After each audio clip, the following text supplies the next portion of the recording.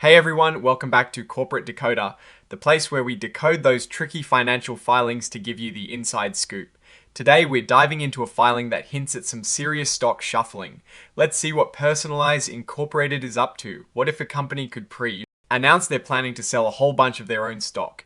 Well, that is exactly what Personalis Incorporated has done, and we're here to break down exactly what that means for investors and the company itself. So here we are, looking at a report filed on the 28th of November 2025. It is a current report, meaning something important just happened or is about to happen that the company needs to tell everyone about. Fast, think of it like a company's emergency broadcast system for investors. The company in question is Personalis Incorporated. They're in the business of something called genomics, which is basically the study of our genes.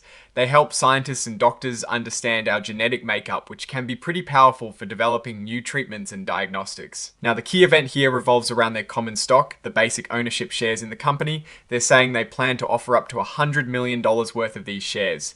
Think of it as the company saying, we might be selling a lot more of ourselves to the public soon. What this really means is that Personalis has updated an existing plan to sell stock. They have something called a shelf registration statement, which is like having permission ahead of time to sell stock when needed. They've just added a new chapter to that permission slip detailing their intention to sell up to $100 million in their common stock. They'll be doing this through something called an AT. The market sales agreement. This is a common way for companies to sell stock gradually over time, often through investment banks like Piper Sandler and BT, who are mentioned here. They're essentially acting as brokers to sell Personalis' shares. You'll also see they've included an opinion from their lawyers, Cooley Incorporated. This basically confirms that the shares they plan to sell are legally sound and meet all the requirements. It is a standard piece of legal paperwork to make sure everything is above board. The filing also points to exhibits, which are the supporting documents. The most interesting one here is Exhibit 5.1, which is that legal opinion we just talked about. They also mention Exhibit 23.1, which is the consent from Cooley Incorporated, confirming they're okay with their opinion being used. This consent essentially says that Cooley Incorporated agrees to be named in the filing and that their legal advice regarding the stock offering is accurate. It's another layer of assurance for investors that the company is following all the rules. Finally, there is Exhibit 104. This is a cover page interactive data file. It is a technical detail, but essentially means the report is formatted in a way that computers can easily read and process the vital information, making it accessible for financial data analysis. And who signed off on this important announcement? Aaron Tachibana, the Chief Financial Officer and Chief Operating Officer. Having the CFO's signature here adds weight to the filing, signaling that the company's top financial executive is aware of and approves this stock selling plan. So, what does all this mean for Personalis Incorporated and its shareholders? Well, the company is essentially preparing to raise a significant amount of capital by selling more of its stock. This can be a good thing if they have a clear plan for how they'll use that money to grow the business, fund new research, or expand their operations.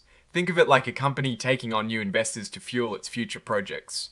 However, it also means that the total number of shares outstanding will increase, which can dilute the ownership stake of existing shareholders. If the company doesn't use the new funds effectively, this dilution could lead to a lower stock price per share. It is like a pizza being cut into more slices, so each slice is smaller. The fact that they are doing this at the market suggests they want flexibility.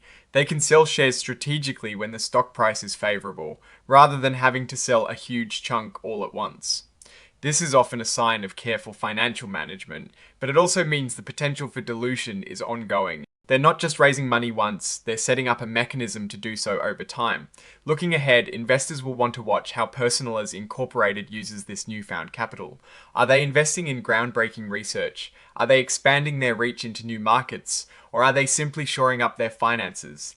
The success of this stock offering in the long run will depend entirely on how well the company executes its strategy with the money it raises.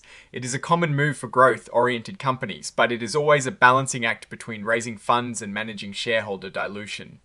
Alright, that is our breakdown of Personalis Incorporated's latest filing. What is your take on these numbers and what they signal for the company's future? Do you think this stock offering is a smart move? Drop your thoughts in the comments. If this analysis was valuable, hitting that like button really helps, and subscribe for more deep dives. Don't forget to check out the Discord in the description. Thanks for watching. See you next time.